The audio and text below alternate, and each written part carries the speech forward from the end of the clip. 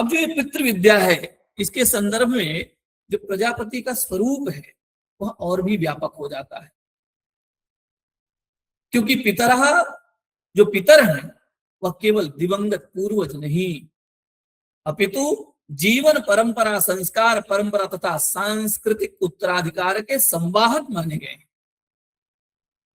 ये केवल वही परंपरा नहीं है, केवल हम पितर मान बैठे बस उतना, पितृदेवता भव पितृदेवो भव, नहीं, उनसे पूरी परंपरा चली आ रही है। हम कहते हैं ना हमारे कुल परंपरा में यह होता है, हमारे कुल परंपरा में यह होता है। तो वहां से संस्कार की परंपरा, कुल की परंपरा और सांस्कृतिक उत्तराधिकार की भी परंपरा पितरों से ही संवाहित है। ये जो वैदिक साहित्य है, इसमें प्रजापति जो है वो समस्त प्राणियों के जनक है। यज्ञ में जो आत्म तत्व है और लोक व्यवस्था का जो नियमन है, उसका नियंता उन्हें कहा गया है। शतपथ ब्राह्मण, तैत्रीय संहिता, इतरेय ब्राह्मण और उपनिषदों में प्रजापति की अवधारणा क्रमशः सृष्टिकर्ता, यज्ञ पुरुष, ब्रह्म स्वरूप एवं विश्व चेतना के रूप में विकसित होती है। अब यहां हम आते हैं ग्रंथकार आचार्य पंडित मधुसूदन ओझा जी के ग्रंथ पर, जिस जो हमारे सामने उपलब्ध है और जिस ग्रंथ पर हम चर्चा करने वाले हैं। इनके ग्रंथ के परिप्रेक्ष्य में यह विचारणीय है कि प्रजापति और पितृलोक का संबंध केवल वंशोत्पत्ति तक सीमित नहीं है, अपितु प्रजापति वह तत्व है जो पीढ़ियों को जोड़ता है, आदि से लेकर वर्तमान तक और अंत तक पीढ़ियों को जोड़ता है, अर्थात जीवन को निरंतरता प्रदान करता है। यज्ञ, संतान और धर्म के माध्यम से लोक व्यवस्था को अक्षुण्ण रखता है, यह है प्रजापति। और इस प्रकार पितृयज्ञ की दार्शनिक जो पृष्ठभूमि है, उसमें प्रजापति का स्वरूप सृष्टि और संस्कृति दोनों के संरक्षक के रूप में बन जाता है। गीता में एक श्लोक आया है, पितामहस्य जगतो माता धाता पितामहः, वेद्यम पवित्रमोंकारम ऋक्साम यजुरेव च। 9वें अध्याय में है, 17वें श्लोक में। अर्थात मैं इस जगत का पिता हूं, पिता अहम अस्य जगतः, माता धाता पितामह, मैं माता हूं, धाता हूं अर्थात धारण करने वाला भी, और पितामह भी मैं ही हूं। जो इन सबसे पावन है वह क्या है? ज्ञेय है, अर्थात ब्रह्म है। जो इससे भी पवित्र है वह ज्ञेय है और ब्रह्म है, जैसे ओंकार, ऋक्, साम और यजुष भी। गीता में ही 10वें अध्याय में एक और श्लोक आता है, महर्षय सप्त पूर्वे चत्वारो मनवस्तथा मद्भावा मानसा जाता येषाम लोकः इमाः प्रजाः। सृष्टि से पूर्व ससर्जादौरपः, सृष्टि से पूर्व जल ही जल था। सृष्टि से पूर्व सप्त महर्षयः, 7 महर्षि, 4 मनु, जिनकी सत्ता अर्थात भाव मुझसे भिन्न नहीं है, अर्थात किससे भिन्न नहीं है? प्रजापति से, ब्रह्म से, मेरे मन से उत्पन्न हुए, और विश्व में सारे प्राणी इन्हीं की प्रजा है। ये जो मनु हुए, सप्तऋषि हुए, बाद में प्रजा, सारी प्रजा इन्हीं से। अर्थात हम साक्षात उस देव से, ब्रह्म तत्व से ही उत्पन्न हैं। उत्सृजता, उन्होंने सृष्टि की रचना की, अर्थात हमारी, आपकी, इस चराचर जगत की, स्थावर की, जंगम की उन्होंने रचना की। अब विषय पर आते हैं। प्रथम पंक्ति है, ऋषि मंत्र नामनो प्राणवाचोर यजुः शब्दः। अब पहले हम समझे कि ऋषि क्या है। हम ऋषि की चर्चा बहुत करते हैं, ऋषि जानते हैं, महर्षि ऋषि। ऋषि दर्शनात्, कहा ऋषि क्या है, तो ऋषि वह है जो मंत्रों का दर्शन करता है।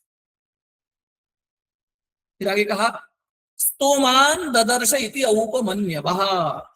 निरुक्त का निरुक्त में कहते हैं, औपमन्य ऋषि करते हैं कि ऋषि क्या है, स्तोमान ऋचाओं को, मंत्रों को देखने वाला अर्थात मंत्र दृष्टा। फिर एक और सूक्ति आती है, एक और उक्ति है, तद्यज्ञानांस तपस्यमानान ब्रह्मा विदंत ऋषीणाम ऋषित्वम। वो ऋषित्व कैसा है, अर्थात जो तप से, तप के द्वारा वह ऋषि बना,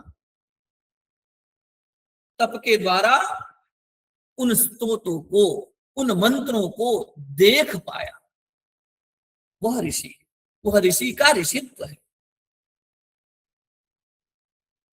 फिर कहा ऋषति ज्ञानेन संसार पारम, ज्ञान के द्वारा संसार को पार कर जाता है, तब वह ऋषि। कैसे, क्योंकि ये मंत्र तो यहां है नहीं, ये तो अपौरुष है, इनकी रचना तो ऋषि ने की नहीं, इनको देखा, अर्थात स्वयं से इस संसार से बाहर जाकर, अर्थात ऊपर उठ करके, जहां वो कहते हैं ना, साधारण सामान्यतया वाक्य है कि जहां न पहुंचे रवि वहां पहुंचे कवि, उससे ऊपर उठ करके, इस संसार से ऊपर उठ करके पार जाकर के ऋषियों ने मंत्रों को देखा, मंत्र ऋषयो मंत्र दृष्टा रहा। एक वाक्य ऋषगतौ, ऋषि जो है गत्यर्थक है, अर्थात जानने वाला, वो गति करता है। और गति किस लिए करता है, गति हम सामान्य पुरुषों के लिए, सामान्य मनुष्यों के लिए, इस जीव के लिए, चराचर जगत के लिए वह गति करता है। और गति करते करते कहां पहुंचता है, उस अनंत में जहां शब्द ब्रह्म है, जहां नाद ब्रह्म है, ऋषि वहां पहुंचता है। अगला शब्द है मंत्र। मंत्र निरुक्तकार कहते हैं मंत्र मननादिति मंत्र, मनन करने से, बार बार मनन करने से, चिंतन करने से मंत्र कहता है। मन्यते अनेन इति मंत्र, अर्थात उनका हम बार बार मनन करते हैं, इसलिए वह मंत्र। फिर कहा मनन साधनम ज्ञान प्रदम वाक्यम मंत्र, ये निरुक्त का अभिप्राय है कि मनन का जो साधन भूत है वही मंत्र। कोई तो वाक्य होना चाहिए, तो जितने भी मंत्र हैं वो जो वाक्य हैं वो मंत्र हैं, क्योंकि वो मनन साधन है। मनन किसका करना है, तो आध्यात्मिक में, आध्यात्म में जाएंगे तो देवताओं का, भौतिकता में जाएंगे तो इस प्रकृति का,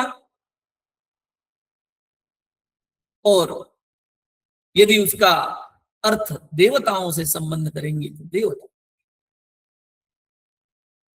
इस प्रकार से उन अर्थों का, उन अर्थों को समझ कर मनन करने वाला ही परम पद को प्राप्त होता है। तो यहां कहा सो अयम यजु पुरुषः यच्च जूहु च इति भावद्वयम, भावद्वय एकात्म्यम द्रष्टव्यम। यहां जो यजु है, प्राणवाचो यजु शब्द जो आया ना, यजु, ये जो यजु शब्द है वो यत और जूहू इन दो शब्दों से बना है, दो पदों से बना है। इनमें दो भाव हैं। कौन कौन से, एक दृष्टि से यह देखें कि यत अर्थात गति, यत अर्थात गति, जो गतिमान है, गतिशील है, जिसका स्वभाव ही गति है, ऐसा कौन है, वायु। वायु कहते से ही हमें गति स्पष्ट रूप से हमें परिलक्षित होती है। हमें अनुभव सा होता है, जैसे ही हम वायु की चर्चा करते हैं तो पवन जो है चल रही है, वायु बह रही है, वायु की हवा जो है वो पवन हमें मंद मंद गति से पवन बह रही है, तो वायु गतिमान है। तो यज्ञ जो है वह गतिशील है, गतिमान है। और जो जू है, जू हु विसर्ग से, वह क्या है, स्थिति स्वभावी है, वह स्थिर है।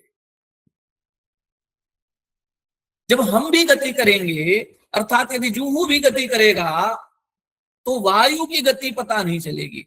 हम दो एक साथ एक ही गति में यदि दौड़ लगा रहे हैं, दो गाड़ियां एक साथ एक ही दिशा में चल रही हैं समान गति से, तो हमें दोनों की गति पता नहीं चलेगी, हमें लगेगा दोनों ही स्थिर है। तो यहाँ एक का स्थिर होना अवश्यम भावी है। एक स्थिर होगा तो ही दूसरे की गति स्पष्ट रूप से हमें परिलक्षित होगी। वो स्थिति है, उसका स्वभाव क्या है, वह क्या है, वह है आकाश। और ये दोनों एक दूसरे पृथक कभी नहीं होते। आकाशात वायु व आकाशे वायु। अब इनका जो अपृथक भाव है, अर्थात अपृथक, जो पृथक न होना इनका जो स्वभाव है, वह अविनाभाव शब्द से ही भारतीय जो शास्त्रीय परिभाषा है उसमें व्यवहृत होता है। ये जो ऋषि है वह प्राण है, जो मंत्र है वह वाक अर्थात वाणी है। तो जहां सत्य का अनुभव है वही ऋषित्व है, और जहां उस अनुभव की अभिव्यक्ति है वही मंत्र है। ऋषि जब अपने पराकाल में जाकर के अनुभव करता हुआ उन मंत्रों को देखता है और जब उसे परिभाषित करता है, जब उसे बोलता है, जब उसे अभिव्यक्त करता है, वही मंत्र बन जाते हैं। जब तक वह अनुभवजन्य है तब तक वह ऋषि के अंतःकरण में, जैसे ही प्रकट हुए वह मंत्र कहलाए। क्योंकि ऋषि परंपरा में ऋषि लेखक नहीं है, दृष्टा है।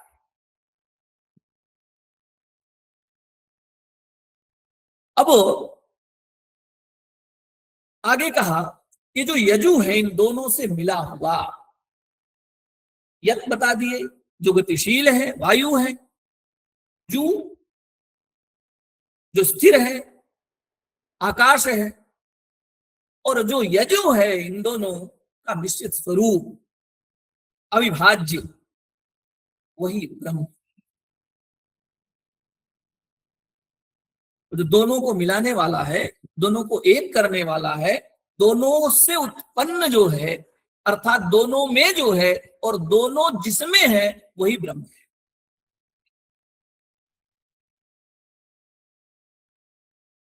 आगे शतपथ ब्राह्मण में है एक वाक्य, तदेतद यजुर्वायुश्चांतरिक्षंच यश्च जूश्च तस्मात् यजु। कहा कि ये जो अविनाभूत आकाश है यही यजु कहलाया और वही ब्रह्म स्वरूप है। तो ये जो यजु है वो है क्या, तो वायु और अंतरिक्ष है। अंतरिक्षम आकाशम, अंतरिक्ष शून्य है, तो वह क्या है, वायु और अंतरिक्ष है। और इन जो दोनों भावों से युक्त है, अतः जो कुछ भी सामने दिख पड़ता है, जो कुछ भी सामने दिख रहा है वह क्या है, यजु। अब ये यजु जो है वो दिख कैसे पड़ता है, क्योंकि एक तो शून्य है, शून्य हमें दिखाई नहीं देता। एक स्पर्श है, स्पर्श भी हमें दिखाई नहीं देता, किंतु अनुभव होता है, वह अनुभवजन्य है। जो वायु है वह अनुभव है, हमें स्पर्श मात्र से उसका अनुभव होता है। और इन दोनों को मिलाकर जो यजु है, अब चाहे यजु के मंत्र कहें, वो यजन कहें, या फिर ब्रह्म तत्व का संबंध कहें, ये दोनों प्राण और आकाश, एतौ प्राणाकाशौ नित्यम अपृथक भावेन श्रूयेत, श्रूयेते। ये प्राण और आकाश जो है अपृथक भाव से हम सुनते हैं, देखते हैं, जानते हैं, सुने हैं। प्राण क्या है? प्राणो ब्रह्म, ये ब्रह्म है, प्राण ब्रह्म। कैसे? प्रश्न आता है कहीं, कम ब्रह्म। और यजुर्वेद का अंतिम, शुक्ल यजुर्वेद मध्यम संहिता का अंतिम मंत्र ही है खम ब्रह्म, खमिति आकाशम। कहा एक जो है कम ब्रह्म, कम अर्थात वायु, और खम अर्थात आकाश। तो कम भी ब्रह्म है और खम भी ब्रह्म है, दोनों मिलकर भी क्या है? ब्रह्म है। अर्थात प्राण और आकाश मिलकर के ब्रह्म है। दोनों का जो भाव है वही क्या है? ब्रह्मत्व है। जैसे खम है वैसे ही कम है, अर्थात जैसे ही आकाश है वैसे ही यह वायु है। बिना वायु के आकाश संभव नहीं। दोनों एक दूसरे से पृथक नहीं है, अविनाभाव है। अविनाभाव अर्थात एक के बिना दूसरे के अस्तित्व का न होना, यही अविनाभाव है। अर्थात यदि शून्यता नहीं है तो वायु नहीं चल सकती, और यदि वायु नहीं है तो शून्यता का अभाव, अर्थात शून्यता, हमें पता ही नहीं चली कि शून्य है यहां कुछ, अर्थात कुछ भी नहीं है ऐसा प्रतीत होगा तब जब वायु हमें स्पर्श कर करके बताएगी। तो दोनों का अविनाभाव है, अर्थात एक दूसरे के बिना इन दोनों में से किसी का अस्तित्व नहीं है, ऐसा ग्रंथकार। अब ये जो आकाश है, आकाश वायु में जो है, वायु प्राण रूप है, और वह कैसा है? वह अग्निमय है। वह कैसा है? वह अग्निमय है। एष प्राण स वाग्वा एष, अर्थात प्राण जो है वो वाग रूप में व्यक्त होता है। तो वाणी क्या है? चत्वारि वाक् परिमिता पदानि, ऋग्वेद में आया हुआ है। वाणी के 4 स्तर हैं, आप हम सभी जानते हैं प्रायः, परा, पश्यन्ती, मध्यमा और वैखरी। हम केवल वैखरी को सुनते हैं, परंतु ऋषि पश्यन्ती और परावाक का साक्षात्कार करता है। हम सामान्य मनुष्य, हमारी पहुंच केवल वैखरी तक है, हम वैखरी का श्रवण कर सकते हैं, परंतु ऋषि है वह पश्यन्ती और वाक, अर्थात पश्यन्ती और परा तक उसकी पहुंच है। ये मंत्र क्या है? ये मंत्र उसी का, वही जो दर्शन किया उसी का प्रतिफल है। ऋषि ने जो दर्शन किया था उसी के प्रतिफल है। सूर्य और प्रकाश में इनका संबंध कैसा है? ऋषि और मंत्र का, क्योंकि जो देखा वह प्रकट किया वैखरी के रूप में, तो अभी इनका संबंध कैसा है? सूर्य और प्रकाश में जैसा संबंध है वैसा है, अग्नि और ज्वाला में जैसा संबंध है वैसा है, बीज और वृक्ष में जैसा संबंध है वैसा संबंध है यह ऋषि और मंत्र।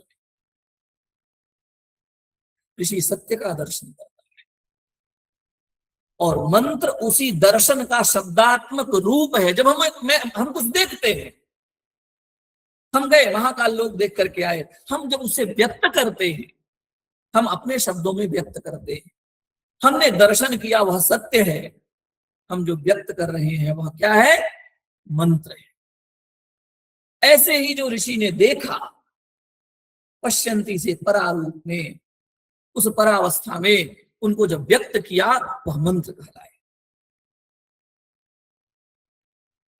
यजुर ब्रह्म संबंधात्मकम अंतरिक्षम, ये जो यजु शब्द है यह यज्ञीय मंत्र है और यह संबंधों का विराट जाल है।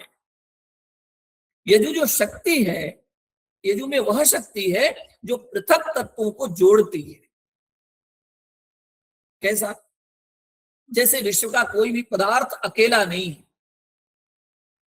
क्योंकि हमें संबंध स्थापित करना, भाई अलग पृथक तो कैसे नहीं है, अविनाभाव कैसे है, बताना पड़ेगा।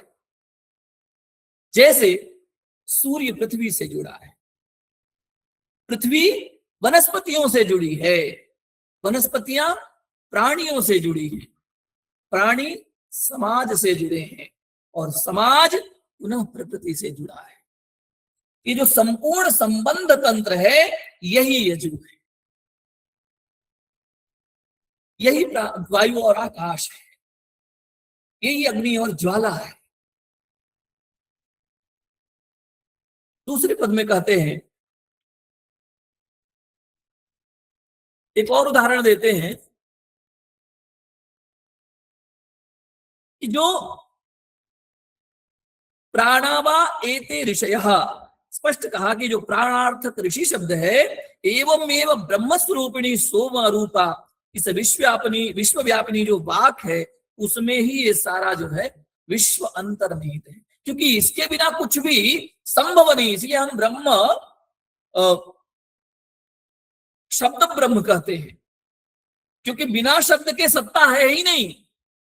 आप देख लीजिए, वहां से अंतर्जाल के माध्यम से वहां से उन्होंने एक वाक्य कहा कि अब मैं यह समर्पित करता हूं पांडे जी को, अब अपना उद्बोधन प्रारंभ करें, या अब मैं वैदिक मंगलाचरण के लिए फला फला पंडित जी को या आचार्य जी को निवेदन करता हूं, या अभिसमापन करते हैं। ये किसमें है? शब्द रूप में ही तो है।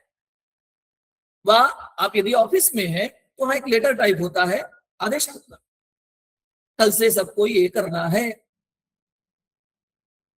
वो भी शब्दात्मक है। हम यदि संकेतित भाषा का भी प्रयोग करते हैं तो वो भी हम उसको जब समझते हैं, हमारी समझ में भी वो शब्द रूप में ही आता है। तो सत्ता किसकी है? सत्ता तो शब्दात्मक ही है, अर्थात शब्दों की ही सत्ता है। बिना बोले, बिना कहे, बिना लिखे, बिना पढ़े, बिना इशारा किए तो कोई कुछ कहेगा ही नहीं, कोई समझेगा ही नहीं। तो सत्ता है अर्थात ब्रह्म। शब्द क्या है? ब्रह्म है। हजारों लाखों लोग बैठे हुए हैं मंच के समक्ष, और वहां से वक्ता कहता है शांत हो जाए, सभी शांत हो जाते हैं। वहां शब्द बोलता है, अर्थात सत्ता किसकी है? शब्दात्मक है। वही कह रहा है, यह जो अंतर्निहित विश्व में यह वाक है, वाणी है, शब्द है, यही प्रतिष्ठा पा रहा है। वाचीमा विश्व भुवना निर्पिता कतिपय, यह शब्द आया कतिपय ऋषियों ने ऋषिर्वेद मंत्र कहते हुए ऋषि शब्द जो है उस रजरहित प्राण को भी मंत्र भावेन उल्लिखित किया। वह जो वाक प्राण दोनों के अविनाभाव को देखकर ही किया है, वाक और प्राण। अब ये जो अविनाभाव है, इस दृष्टि से ही उसका औचित्य संभव है। अब आगे चलते हैं। यजुर्ब्रह्म संबंधिनाम अग्निशोमीयाणाम भावानाम ब्रह्म सत्यत्वम। यहां ब्रह्म सत्य कहिएगा। ब्रह्म सत्यत्व कैसे है? कैसे वो ब्रह्म सत्य स्थापित कर रहे हैं? कहते मंत्रे मंत्रे च ब्रह्म शब्दो यजुष्वात् उपपद्यते। ये जो मंत्र के विषय में जो शब्द है, ब्रह्म शब्द है, वो यजु के भाव, यजु के हेतु से ही उत्पन्न है। उभाभ्याम चाभ्याम अग्निशोमाभ्याम सहयोगात् उद्भूते भावे सत्य शब्दो निरूढ़।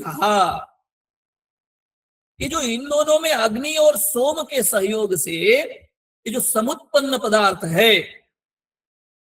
उस पदार्थ में सत्य शब्द ही निगूढ़ है।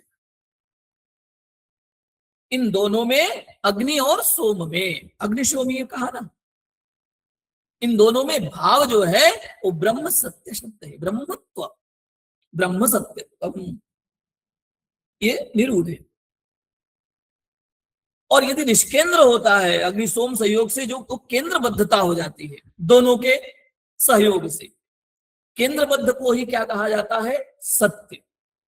और निष्केंद्र को, जो केंद्रबद्ध नहीं है, उसे कहते हैं रित। यह जो सत्य दो प्रकार का होता है, कौन सा? एक ब्रह्म सत्य और दूसरा देव सत्य। अंतिम पदार्थ जो है वह देव सत्य है। देव सत्यम के रूप हम समापन करेंगे। तो जो निश्चय, ये जो निष्केंद्र है वह रित है, और जो केंद्रित है अर्थात बद्धित है, बधा हुआ है, लोगों को बाधा हुआ है, वही सत्य है। ऐसे मंत्रमयी वाक्य विकार रूप यजु संबंधी जो अग्निशोमात्मक यच्च यावत निगूढ़ प्रच्छन्न भाव में जगत रूप भाव यजु के ब्रह्मत्व, ये तो जो है यह सब क्या है, ब्रह्म सत्य है। इसलिए स्वतः सिद्ध हो जाता है कि शब्द में मंत्र का जो प्रकृति संबंधी विज्ञानार्थ ही ऋषि प्राण रूप से तद अंत, उसके अंत तक प्रविष्ट है, और वह क्या है, ब्रह्ममय है। क्योंकि वो निश्चित है, वो निबद्ध है, वो संबद्ध है, वह बधा हुआ है, वह केंद्रित है, और वह जो ब्रह्म है उसका ही यजु स्वरूप जो है उसी का विकास है। अगले पंक्ति पे चलते हैं। सुब्रह्म संबंधिनाम अग्निशोमीयाणाम भावानाम देव सत्यत्वम। यहां देव सत्यत्व। अब भृगु और अंगिरस, ये क्या है, सुब्रह्म है। ऋग्वंगिरसौ सुब्रह्मा तौ च एतौ स्नेह तेजो लक्षणौ भवतः। इनके दो लक्षण हैं, एक स्नेहित है और एक क्या है, तेजो में है। स्नेहित अर्थात थोड़ा चिपचिपा हुआ, चमकीला, सतह पर रहने वाला, और एक तेजो में है। ताभ्याम किंचित यतिरिक्त चित्रे तथा याह कौशितक श्रुतौ। कौशितक में कहते हैं द्वयम वा इदं सर्वे स्नेहश्चैव तेजश्च तदुभयम अहोरात्राभ्याम आप्तम। यह दोनों क्या है, अहोरात्र है।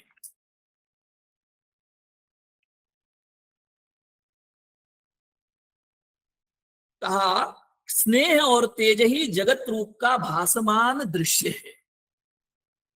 कैसे, ये दोनों तत्व जो है वह भृगु और अंगिरा, ये क्या है, दिन और रात्रि, इन दोनों के द्वारा पाए गए हैं। दिन में तेज और रात्रि में स्नेह। तो स्नेहन अर्थात चिकनाई होता है, स्नेहन, और तेज यानी जानते हैं दीप्ति। तो संसार का कोई भी पदार्थ इनसे रहित नहीं हो सकता या इनसे अलग नहीं है। अब स्नेह का जो लक्षण है वह भृगु है, अर्थात सोम है। अग्निशोमी कहा ना, तो जो भृगु है वह स्नेहित है और वह क्या है, सोम है। और जो तेज लक्षण वाला अंगिरस है वह क्या है, अग्नि है। इनमें सोम के ही विवर्तभूत जो है पितृप्राण है। पिछली कक्षा में कहा था कि सोम से जो है प्राप्त हमें जो जल होता है वह जल अर्पित करके हम पितरों को तृप्त करते हैं। और सोम क्या है, वो पितरों से संबंधित है, वो स्नेहित है, क्योंकि पितर हमसे जुड़े हुए हैं, हमसे पृथक नहीं है, हम उनसे जुड़े हुए हैं, इसीलिए सोम तत्व कहा। और वो पितृप्राण है। अंगिरा संबंधी जो अग्नि है वह क्या है, वह विवर्त भूत है, और वह प्राण क्या है, देव प्राण है। इसलिए ये दोनों क्या है, दोनों ही सत्य माने गए। जैसे सोम रस है वह जीवन का रस है, आनंद है, पोषण है, शीतलता है, सृजन शक्ति है। उसमें सोम में सृजन की शक्ति है। जैसे एक बीज में होती है वृक्ष की शक्ति, हमें दृश्यमान नहीं होता, हम देख नहीं पाते, परंतु वह वृक्ष उत्पन्न होता है उस छोटे से बीज से, बड़े से बड़ा विशाल वृक्ष। जो रस है, देवताओं की जो दैविक वैदिक अवधारणा है, जो सुब्रह्म है, ये सब किससे संबंधित है, उस अंगिरस से, भृगु से, अंगिरस यदि अग्नि है, भृगु स्नेहित है, अर्थात हम उससे स्नेह अर्थात रस, सोम शीतलता, पोषण, तेज अर्थात अग्नि, प्रकाश, ऊर्जा, चेतना, ये सब मिल करके ही यह क्या है, सत्य ब्रह्म है। देव सत्यत्वम, यह देव सत्यत्व है। उस पोषण की, उस जीवन धारा की, ये जो वंशगत निरंतरता है, उसके प्रतीक है ये जो सोम तत्व है। सोम का कार्य क्या है, सोम संरक्षण करता है, पोषण देता है, वंश को आगे बढ़ाता है। इसलिए पितर जो है वो सोम के रूपांतर माने गए। और अग्नि, क्योंकि अग्नि ऊर्ध्वगामी है, चेतना है, शक्तियों का प्रतीक है, इसलिए वह क्या देता है, प्रकाश देता है, ऊपर को उठाता है, रूपांतरण करता है। इसलिए देवगण क्या है, अग्नि तत्व है और वह प्रकट रूप है, अर्थात दृश्यमान रूप। इसलिए देव सत्य का गूढ़ अर्थ है, अत्यंत महत्वपूर्ण वाक्य क्या है, देव सत्यम। ब्रह्म सत्यम, देव सत्यम, जगन मिथ्या, ये सभी जानते हैं। तो अब अग्नि केवल तेज पर्याप्त नहीं, बिना स्नेह के भी वह पर्याप्त नहीं है। यदि प्रकाश पड़ रहा है तो कहीं न कहीं जाकर वो स्थिर होगा। यदि वो स्थिर नहीं होता है तो वो प्रकाश दिखेगा नहीं। जैसे करोड़ों वर्षों से वहां से चला या तारे का जो प्रकाश है वो हम तक पहुंचते ही हम पर स्थिर होता है, हमारे नेत्रों पर स्थिर होता है, पृथ्वी पर स्थित होता है, इसलिए हमें वो दिख पड़ता है। और वह प्रकाश पुंज हमें जब तक वो आधार नहीं मिलेगा, अर्थात स्नेह अर्थात चिपकने वाला एक ठोस पदार्थ नहीं मिलेगा, तब तक अग्नि का भी, उस प्रकाश पुंज का भी कोई अस्तित्व नहीं है। तो जो प्रकाश है वही देवता है और जो चेतना है वो सोम तत्व है। इस प्रकार न ऋषि अलग है, न मंत्र अलग है, न मंत्र अलग है, न प्रणव अलग है, न ही वाक अलग है, और इनसे यजु तो बिल्कुल भी अलग नहीं है। अब हम छात्रों के लिए छोटी सी कथा के माध्यम से बहुत संक्षिप्त में यह संपूर्ण जो कथानक है, जो संपूर्ण भाव है, ये बताना चाहेंगे। इसी से संबंधित है। प्राचीन काल में एक बालक जो है अपने गुरु के पास गया और पूछने लगा कि भगवान वेद में कहा जाता है कि ऋषि, मंत्र, प्राण, वाक एक दूसरे से जुड़े हुए हैं, तो मैं इसे कैसे समझूं। तो मुस्कुराए। उन्होंने एक बांसुरी उठाई और बालक को देते हुए कहा, वत्स इसे बजाओ। बालक ने अथक प्रयास किया, बहुत प्रयत्न किए, परंतु कोई मधुर स्वर उत्पन्न नहीं। तब गुरु ने स्वयं बांसुरी ली और उन्होंने उसमें प्राणवायु फूंकी। देखते ही देखते मधुर संगीत गूंज उठा, मधुर स्वर गूंजने लगा। बालकों के और छात्र थे उनके कानों में पड़ा। बालक ने अर्धस्वर से उनकी ओर देखा और अचंभित हो प्रश्न जैसे अपने मुखाग्र को किया। गुरु बोले, वत्स इस बांसुरी को मंत्र समझो, इसमें जो प्रवाहित होने वाली जो वायु है उसको प्राण समझो, और जो मधुर ध्वनि निकली है उसे वाक समझो। बालक ने फिर पूछा, गुरुजी फिर ऋषि कौन है। ने उत्तर दिया, जो संगीत को पहले अपने अंतःकरण में सुनता है, अर्थात जिसे वो पता था कि हमें वो संगीत कैसे, बांसुरी कैसे बजानी है, अंतःकरण में पहले वह सुन लिया, पहले ही धुन बना ली, वह ऋषि है। अर्थात जो उस संगीत को पहले अपने अंतःकरण में सुनता है फिर उसे प्रकट करता है, वही ऋषि। बालक पुनः बोला, और फिर यजु क्या है।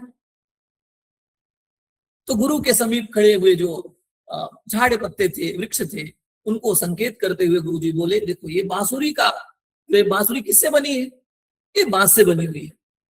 बांस किससे उत्पन्न हुआ है? पृथ्वी से उत्पन्न हुआ। पृथ्वी को वर्षा ने पोषित किया, वर्षा सूर्य के ताप से बनी, यह सूर्य संपूर्ण जगत को जीवन देता है। तो इन सबको जोड़ने वाला जो अदृश्य संबंध है वही यजु है। इनको जोड़ता कौन है? तो इन सबको जो जोड़ने वाला अदृश्य संबंध है, जो केंद्र है, जो बिंदु है, जो बंधन है, वही यजु है। यजु। फिर गुरु ने कहा प्राण बिना मंत्र नहीं, मंत्र बिना वाक नहीं, वाक बिना ज्ञान नहीं, और संबंध बिना सृष्टि नहीं। यही वेद का रहस्य है। बालक विनम्रता पूर्वक प्रणाम किया और कहा अद्य हम ज्ञातवान ऋषि दृष्टा मंत्र तस्य वाणी प्राण तस्य जीवनम यजु तेषां सर्वेषां संबंध सूत्रम।